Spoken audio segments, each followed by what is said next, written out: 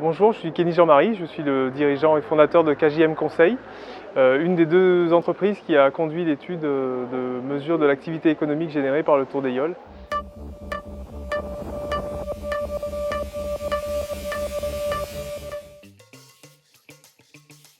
La deuxième entité, c'était le CDES, le Centre de droit et d'économie du sport de Limoges.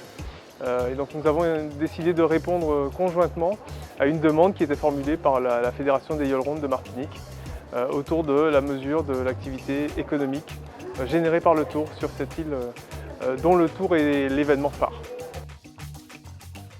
On a un sujet qui est la dépendance aux subventions publiques, relative dépendance aux subventions publiques, dans un contexte où ces collectivités locales qui sont celles qui apportent les subventions importantes sont en difficulté en ce moment.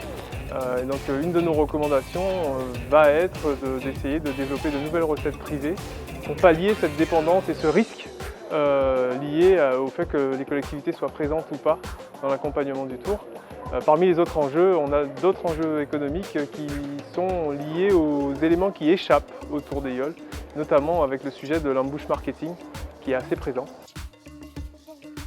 On a constaté qu'au-delà de l'ambush marketing, il y avait beaucoup de choses qui se passaient dans l'univers du digital autour du Tour des Yoles, beaucoup de sites internet, beaucoup de sites d'adresses Twitter, d'adresses Facebook, qui ne sont pas forcément les adresses, les sites légaux entre guillemets, en tout cas pas validés par la Fédération des Yoles Rondes. Et ça c'est un enjeu, parce que c'est un enjeu de maîtrise de la communication. Et si on maîtrise la communication, on maîtrise ce qu'on peut offrir aux partenaires du Tour.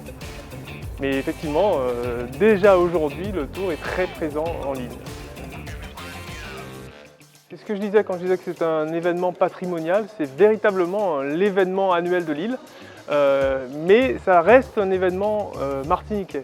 Un des enjeux de développement économique de cet événement, c'est la capacité que demain, les organisateurs et au-delà des organisateurs, la collectivité, le comité du tourisme, le tissu économique de l'hôtellerie arrive à faire venir des gens spécifiquement pour voir le Tour.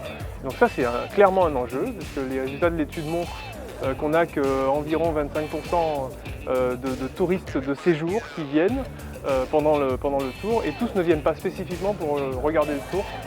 Donc c'est un enjeu de développement, c'est un enjeu pour que demain, dans 4, 5, 6 ans, nous puissions revenir pour faire cette fois-ci une étude d'impact économique qui, je l'espère, pourra démontrer que cette manifestation a apporté depuis l'extérieur de nouvelles ressources pour l'île.